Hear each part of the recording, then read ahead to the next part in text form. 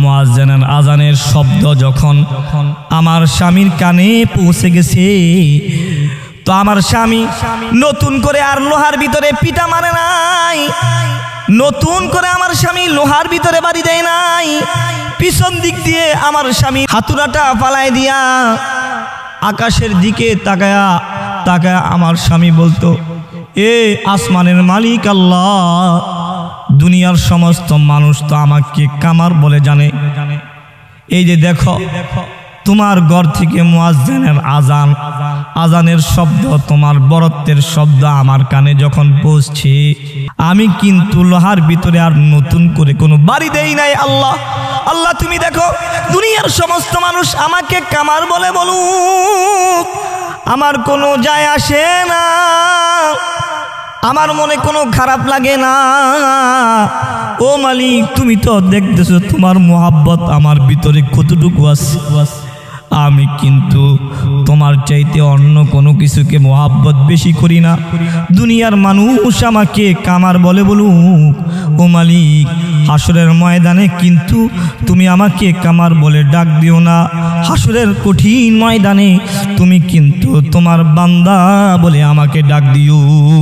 আল্লাহু আকবার, আল্লাহু আকবার।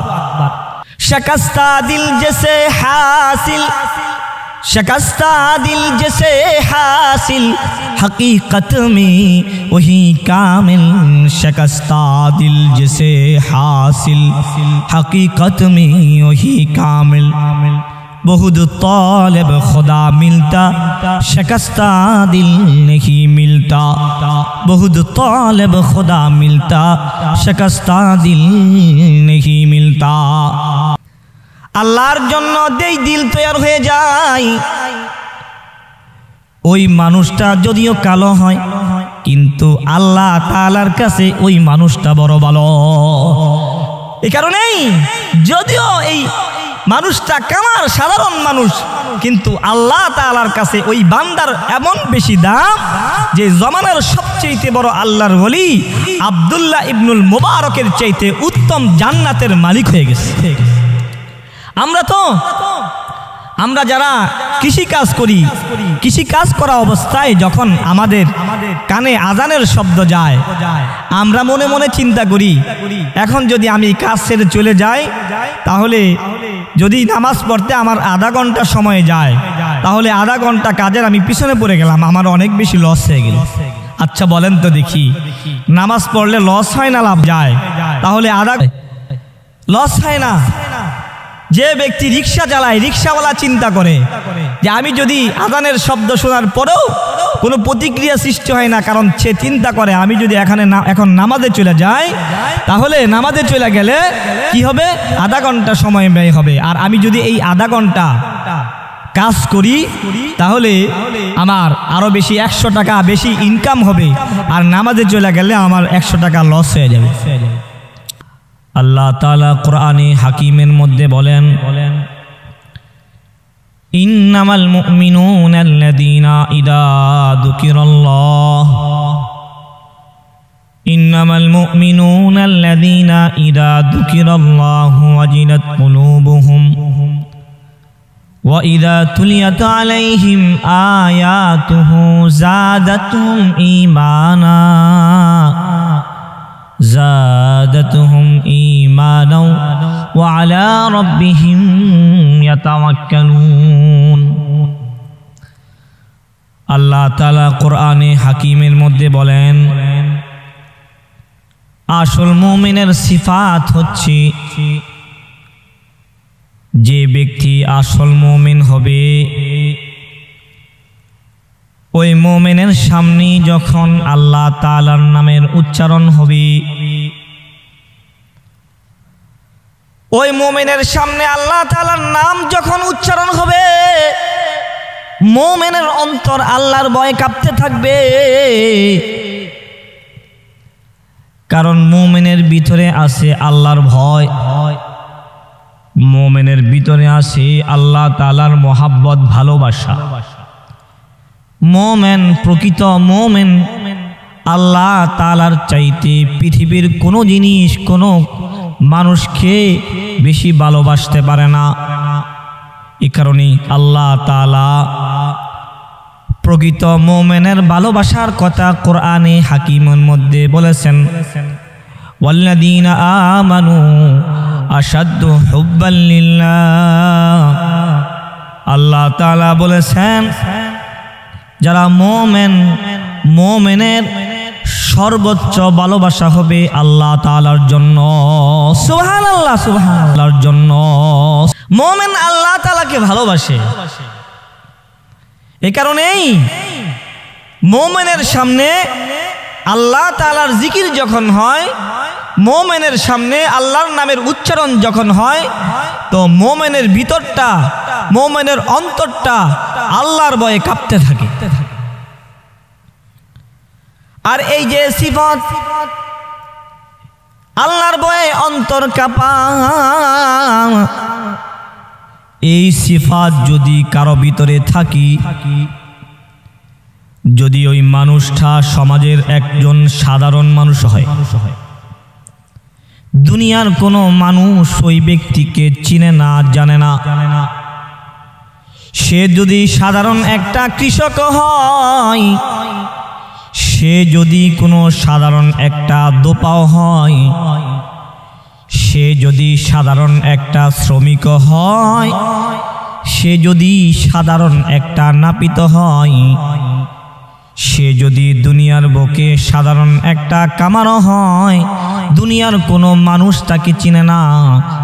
কিন্তু এই যে মুমিনের সিফাত, আল্লাহর নাম শুনলে যদি তার অন্তর কাঁপে, আসমানের মালিক আল্লাহ তাআলার কাছে জান্নাতি মুমিনদের যেই লিস্টে আছে, ওই সাধারণ মানুষটার নাম জান্নাতি মুমিনদের লিস্টের ভিতরে উঠা যায়। সুবহানাল্লাহ, সুবহানাল্লাহ। কারণ আল্লাহ তাআলা মানুষের ভিতরে কার কত বেশি সম্পদ আছে সেটা আল্লাহ তাআলা দেখে না, কার কত বেশি প্রসিদ্ধতা আছে, কার কত বেশি ক্ষমতা আছে সেটা আল্লাহ তাআলা দেখে না, বরং আল্লাহ তাআলা দেখে মুমিনের অন্তর। কোন মুমিনের ভিতরে আল্লাহ তাআলার কতটুকু ভালোবাসা আছে সেটা আল্লাহ তাআলা দেখে। এই কারণেই আল্লাহর ভালোবাসা যেই মুমিনের ভিতরে থাকে সেই প্রকৃত মুমিন। আমরা তো সমাজের মানুষের কাছে আমরা মুমিন মুসলমান দাবি করি, কিন্তু এখনো পর্যন্ত আমরা মুসলমান হতে পারি নাই, এখনো পর্যন্ত আমরা পরিপূর্ণ মুমিন হতে পারি নাই। हम मुसलमान हैं, हम मुसलमान हैं, मगर हमें मुसलमानी नहीं, हमें ईमान है मगर हम मुमिने कामिल नहीं। আমরা মুসলমান দাবি করি ঠিক, কিন্তু আমাদের ভিতরে মুসলমানিত্ব নাই, মুসলমানদের আখলাক আমাদের ভিতরে নাই। আমরা মুমিন দাবি করি ঠিক, কিন্তু এখনো পর্যন্ত আমরা মুমিন হতে পারি নাই। যদি প্রকৃত মুমিন হতে পারতাম তাহলে এই যে ফিলিস্তিনের মুসলমানরা আজকে মার খাচ্ছে, ভারতের মুসলমানরা আজকে মার খাচ্ছে, ভারতের মুসলমান মার খেয়েছে, ইরাকের মুসলমানরা মার খেয়েছে। যদি আমরা পরিপূর্ণ মুমিন হতাম, একটা মুমিনের দোয়ার পাওয়ার হতো এমন যে আল্লাহ তাআলার কাছে কোনো মুমিন দোয়া করতে দেরি হতো, আল্লাহ তাআলা ওই দোয়া কবুল করতে দেরি হইতো না। কিন্তু কেমন জানি আমরা এখন দোয়া করি, কিন্তু কেমন জানি আল্লাহ তাআলা আমাদের দোয়াগুলোকে কবুল করে না। তার কারণ কি? তার কারণ হচ্ছে আমরা এখনো পর্যন্ত প্রকৃত মুমিনের যে সিফাত, প্রকৃত মুমিনের যে আখলাক, সেটা আমাদের ভিতরে আমরা আনতে পারি নাই। এই কারণে আল্লাহ তাআলা আমাদের দোয়াও কবুল করে না। প্রকৃত মুমিন হওয়ার জন্য বড় আলেম হওয়ার দরকার নেই, প্রকৃত মুমিন হওয়ার জন্য বড় প্রসিদ্ধ কোনো মানুষ হওয়ার দরকার নাই। আব্দুল্লাহ ইবনুল মুবারক জমানার শ্রেষ্ঠ ইমাম, জমানার সবচেয়ে বড় আল্লাহর ওলি বুজুর্গ, জমানার সবচেয়ে বড় মুহাদ্দিস আব্দুল্লাহ ইবনুল মুবারকের মৃত্যুর পর তার শাগরিদ তাকে স্বপ্নযোগে দেখতেছি। আব্দুল্লাহ ইবনুল মুবারক জান্নাতের ভিতরে ঘুরতেছি। সুবহানাল্লাহ। তার শাগরিদ তাকে স্বপ্নযোগে জিজ্ঞাসা করতেছে, হযরত আপনি তো আলমে বরজখে সুখেই আছেন, জান্নাতের ভিতরে ঘুরতেছেন, আপনার তো খুশনসিব, আপনি খুব সুখে শান্তিতেই বসবাস করতেছেন। আব্দুল্লাহ ইবনুল মুবারক রাহমাতুল্লাহি আলাইহি তার শাগরিদকে বলতেছে, হে আমার শাগরিদ, আমি আর কতটুকু সুখে আছি। আমার বাড়ির পাশের যে কামার, আমার বাড়ির পাশের সাধারণ কামার, সে আমার চাইতে উত্তম জান্নাতের মালিক হয়ে গেছে। সুবহানাল্লাহ বলেন। আব্দুল্লাহ ইবনুল মুবারকের শাগরিদ তার উস্তাদের কাছে এই কথা শুনে সকালবেলা যখন ঘুম থেকে জাগ্রত হয়েছে, সকালবেলা আব্দুল্লাহ ইবনুল মুবারকের ওই শাগরিদ ওই কামারের বাড়ি খোঁজার জন্য বের হয়ে চলে গেছে। সকালবেলা ওই কামারের বিবির কাছে চলে গেছে। বাহির থেকে পর্দার আড়াল থেকে দাঁড়ায়া আব্দুল্লাহ ইবনুল মুবারকের শাগরিদ বাহির থেকে বলতেছে, বাড়িতে কেউ আসনি গো? ভিতর থেকে কামারের বিবি উত্তর দিতেছে, জি কে বলেন? বলে, আমি তো দূর থেকে আসছি, স্বপ্নযোগে আমি জমানার সবচেয়ে বড় মুহাদ্দিস আব্দুল্লাহ ইবনুল মুবারককে স্বপ্নযোগে দেখেছি। তিনি বলেছে, জমানার সবচেয়ে বড় আলেম আব্দুল্লাহ ইবনুল মুবারকের চাইতে তোমার কামার স্বামী উত্তম জান্নাতের মালিক হয়ে গেছে। ও বোন, তোমার স্বামী এমন কি আমল করেছে? তোমার স্বামীর ভিতরে এমন কোন গুণ ছিল যেই গুণের কারণে তোমার স্বামী জমানার সবচেয়ে বড় আবেদ, সবচেয়ে বড় মুহাদ্দিস, সবচেয়ে বড় আল্লাহর ওলি আব্দুল্লাহ ইবনুল মুবারকের চাইতে উত্তম জান্নাত পেয়ে গেল। কামারের বিবি বলে, আমার স্বামীর ভিতরে তেমন কোনো গুণ ছিল না, কিন্তু আমার স্বামীর ভিতরে দুইটা গুণ এমন ছিল। এক নাম্বার গুণ, আমার স্বামী দিনের বেলা গরমের দিনে গরমের কারণে লোহার কাজ আগুনের সামনে দাঁড়ায় দাঁড়ায় করতে পারতো না।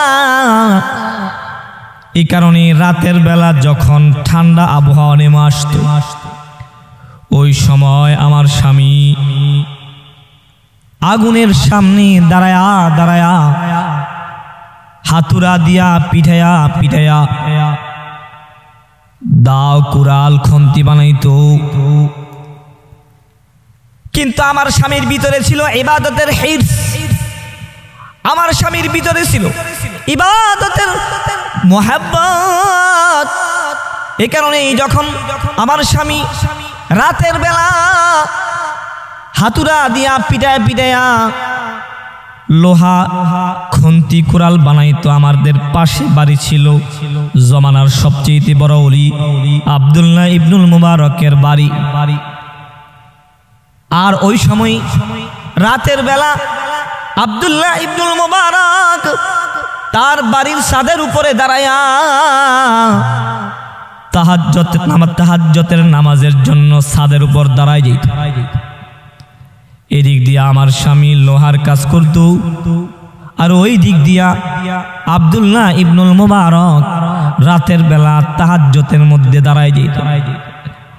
আমার স্বামী এই অবস্থাটা দেখা তার ভিতরে যেহেতু ইবাদতের হিরস ছিল, আমার স্বামী তৎক্ষণাৎ আসমানের দিকে তাকায় বলতো, আল্লাহ, ও আসমানের মালিক আল্লাহ, তোমার রিজিকের বন্টন বড় আজীব বন্টন। আমাকে তুমি গরিব বানাইলা, দরিদ্রতার সবলে আমি পিষ্ট হইলাম।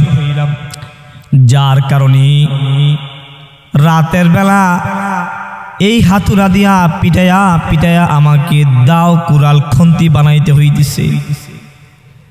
কিন্তু তুমি ওদিক দিয়ে আব্দুল্লাহ ইবনুল মুবারককে দনও দিয়েছো, মনও দিয়েছো, ইলমও দিয়েছো, আমলও দিয়েছো। আল্লাহ গো, ও আসমানের মালিক আল্লাহ, তুমি যদি আমাকে দরিদ্র না বানায়া, আমাকে গরিব না বানায়া, আব্দুল্লাহ ইবনুল মুবারকের মতো যদি তুমি আমাকে ধনী বানাইতা, তাহলে তুমি তো আমার মনের অবস্থা জানো আল্লাহ। ও আল্লাহ, ও মালিক, আমি কিন্তু রাতের বেলা দাঁড়ায়া এই লোহার কাজ করার মানুষ ছিলাম না। যদি তুমি আমাকে সম্পদ দিতা, আমি কিন্তু ইবনুল মুবারকের মতো দাঁড়ায়া দাঁড়ায়া তোমার সামনে তাহাজ্জুদের নামাজ পড়তাম। কামারের বিবি বলে এইভাবে আমার স্বামী আসমানের দিকে তাকায়া বলতো আর জার জার করে কান্না করত। দেখেন তাদের ভিতরে কি আফসোস ছিল। আমাদের সময় যায়, দিন যায়, কিন্তু ইবাদতের হিরস, ইবাদতের ভালোবাসা, মোহাব্বত আমাদের ভিতরে নাই। অর্থাৎ আব্দুল্লাহ ইবনুল মুবারক রাতের বেলা তাহাজ্জুদের নামাজে দাঁড়াইতেন। দুনিয়ার একটা সময় এমন আছে যে সময় দুনিয়ার সমস্ত দরজাগুলো বন্ধ হয়ে যায়।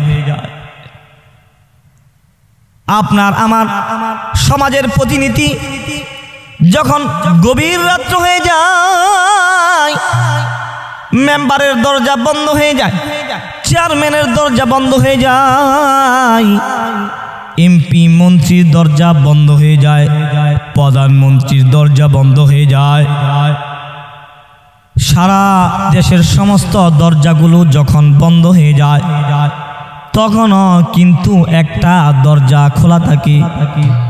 সেই দরজাটা কার দরজা বলেন? কার দরজা? সেই দরজাটা হলো আমার মালিকের দরজা। রাত্র যখন গভীর হয়ে যায়, তখন আল্লাহ তাআলা পৃথিবীর প্রথম আসমানে আইসা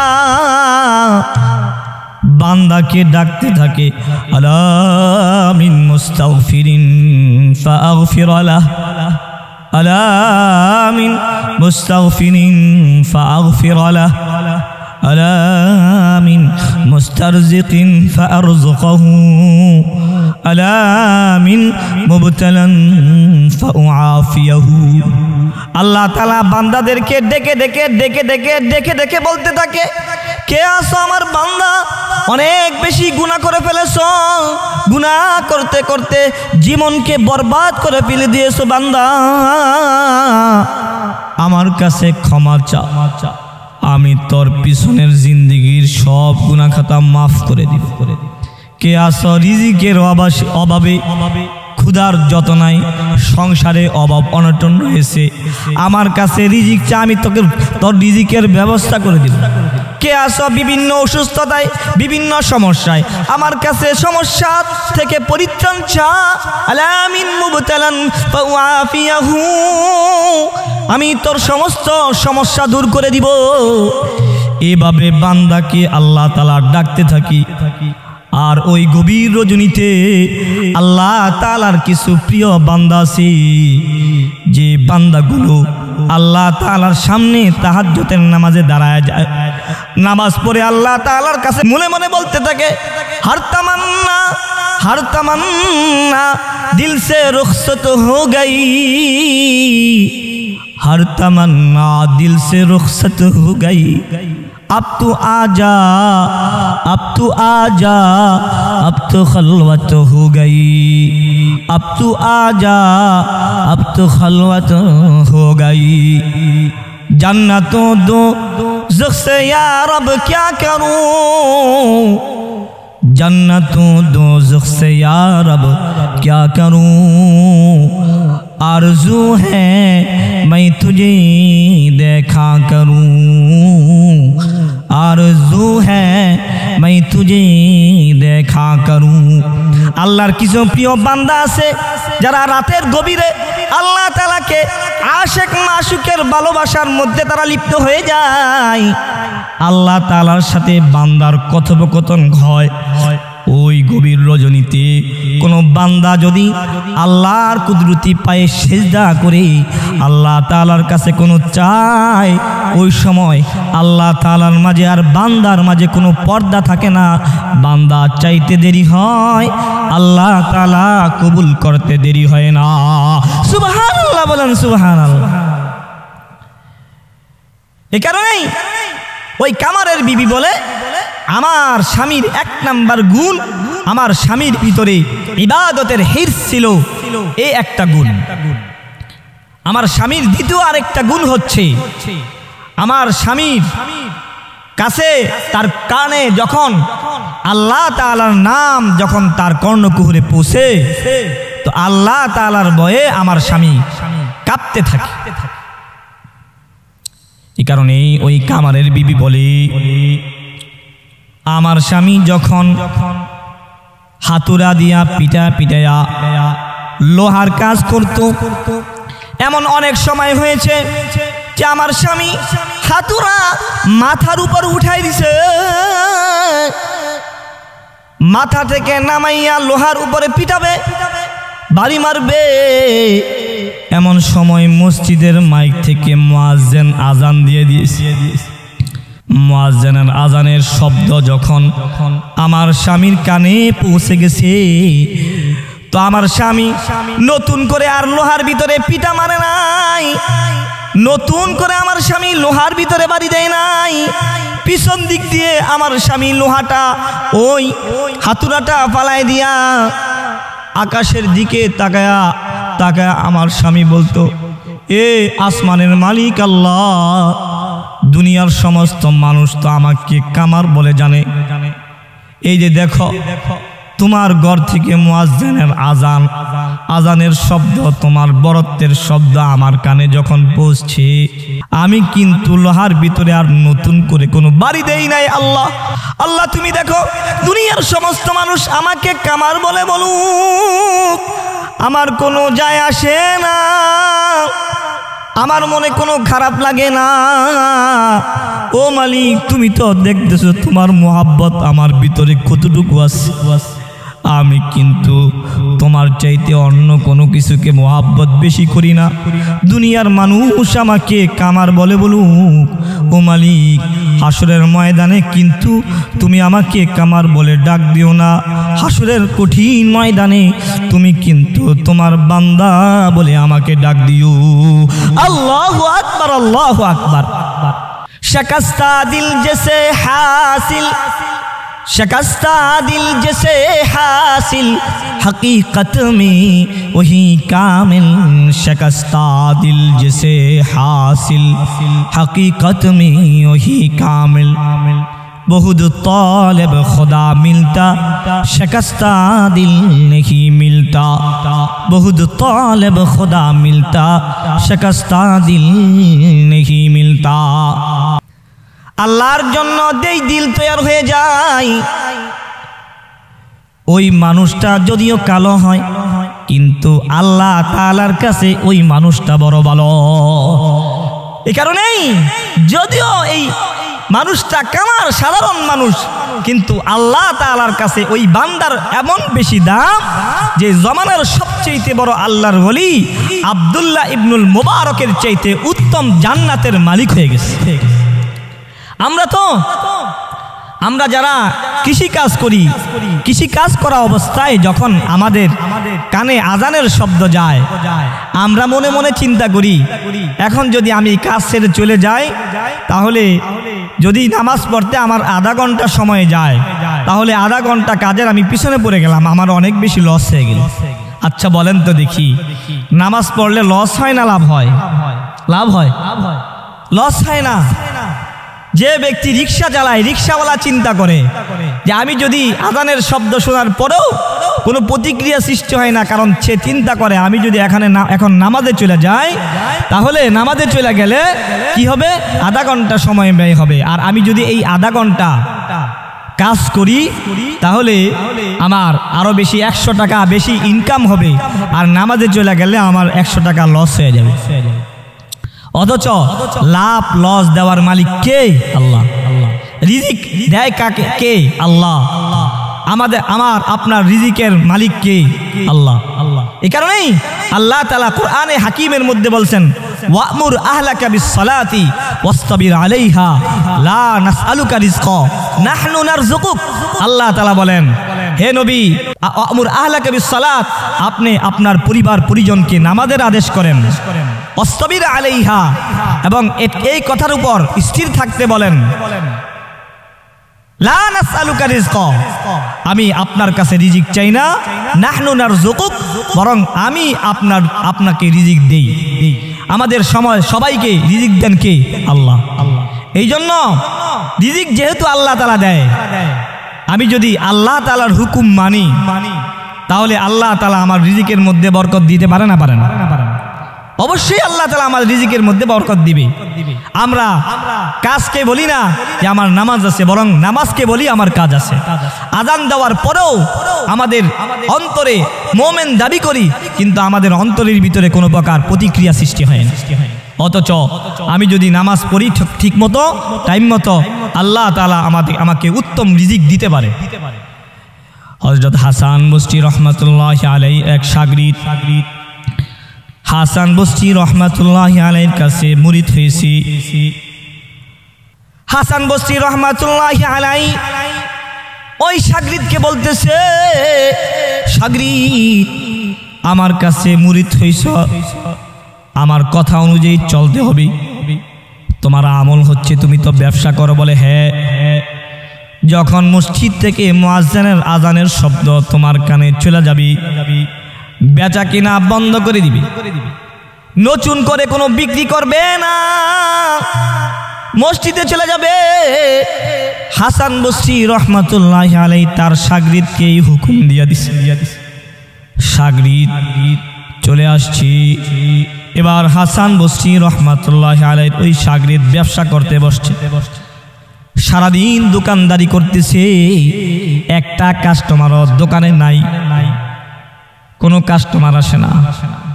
হঠাৎ করে যখন আজান আসছে মসজিদ থেকে, এমন সময় দোকানের ভিতরে একজন কাস্টমার চলে আসছে। কাস্টমার এসে বলতেছে, এ বেচা কিনা করো, আমাকে এই পণ্যটা দেও।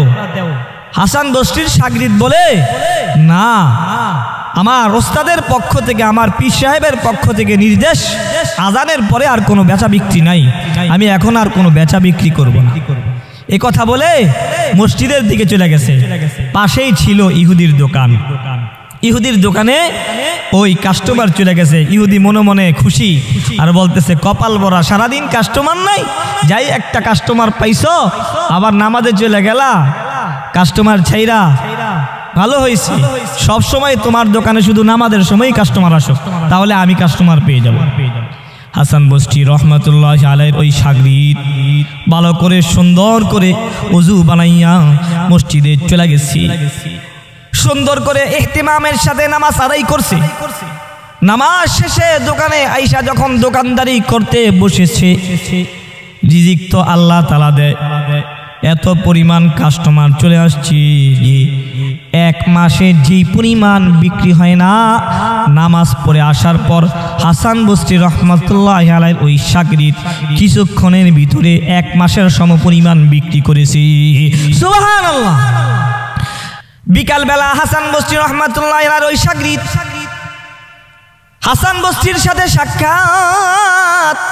হাসান বসরি রহমাতুল্লাহি আলাইহি ওই শাগরিদকে বলে, হে আল্লাহর বান্দা, মনটা তো বড় খুশি খুশি লাগতেছে। বলে হ্যাঁ। বলে এমন বিক্রি হয়েছে, এক মাসেও বিক্রি হয় না। বলে হ্যাঁ। হাসান বসরি তো কাশওয়ালা বুজুর্গ ছিল। হাসান বসরি রহমাতুল্লাহি আলাইহি তার শাগরিদকে বলে, এ আল্লাহর বান্দা, আসমানের মালিক আল্লাহ তাআলা তোর আমলে খুশি হইয়া তুই যে মসজিদের মুয়াজ্জিনের আজানের শব্দের শোনার পর সাথে সাথে মসজিদে চলে গেছস, আল্লাহ তাআলা তোর এই নামাজে খুশি হইয়া তোর দোকানে যেই কাস্টমারগুলো আসছে দুনিয়ার কোনো সাধারণ মানুষ তোর দোকানে কাস্টমার হিসেবে আস নাই, আল্লাহ তাআলা আসমানের মালিক খুশি হইয়া আসমান থেকে কাতারে কাতারে ফেরেশতা তোর দোকানে কাস্টমার বানায়া পাঠাই দিয়েছি। আল্লাহ তাআলার দরবারে শুকরিয়া আদায় কর, সুবহানাল্লাহ। আমরা নামাজ পড়ি না, নামাজ পড়লে আল্লাহ তাআলা আমাদের রিজিকের মধ্যে ওয়াসাআত দিবে, রিজিকের মধ্যে বারাকাত দিবে। আমার হায়াতের জিন্দেগি মহা দৌলত একটা। আমার হায়াতের সময় থেকে একটা কিছু সময় আমার বিবি পাই, আমি আমার হায়াতের সময় থেকে আমার সন্তানকে সময় দেই, আমার হায়াতের সময় থেকে আমার বাবাকে সময় দেই, মাকে সময় দেই, আমার ব্যবসা বাণিজ্য কারবারের ভিতরে আমি সময় দিই।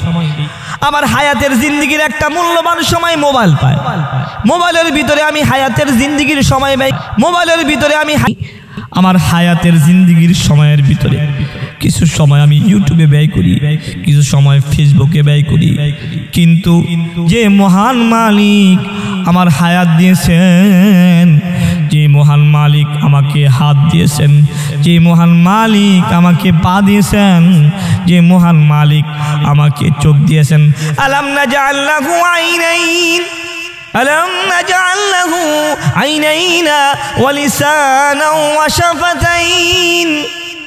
যে মহান মালিক আমাকে দুইটা চোখ দিয়েছে, যে মহান মালিক আমাকে জবান দিয়েছে, আমার ঠোঁট দিয়েছে, হাত পা দিয়েছে। দুনিয়ার সব জায়গায় আমি সময় ব্যয় করতে পারি, কিন্তু আল্লাহ তাআলার জন্য আমার সময় ব্যয় করার সময় থাকে না। 5 ওয়াক্ত নামাজ মুয়াজ্জিন মসজিদ থেকে ডাকে, 1 ঘন্টা সময় 24 ঘন্টার ভিতরে আমি সময় দিতে পারি না। এই যদি আমার হালত হয়, আমি দাবি করতে পারি মুমিন, কিন্তু এখনো পর্যন্ত আমি মুমিন হতে পারি নাই। কারণ আল্লাহ তাআলা আসল মুমিনের সিফাত বর্ণনা করতে গিয়ে বলেন, ইন্নামাল মুমিনুনা আল্লাযীনা ইযা যুকিরাল্লাহ ইন্নামাল মুমিনুনা আল্লাযীনা ইযা যুকিরাল্লাহু ওয়াজিলাত কুলুবুহুম। আল্লাহ তাআলার নামের স্মরণ হয়, আল্লাহ তাআলার নামের জিকির হয়, মুমিনের অন্তর আল্লাহর ভয়ে কাঁপতে থাকে। মসজিদ থেকে মুয়াজ্জিন আজান দেওয়ার সাথে সাথে আমি যদি মুমিন হয়ে থাকি, তো আমার অন্তর কাঁপবে, সাথে সাথে মুয়াজ্জিনের ডাকে সাড়া দিয়ে মসজিদে চলে যাব।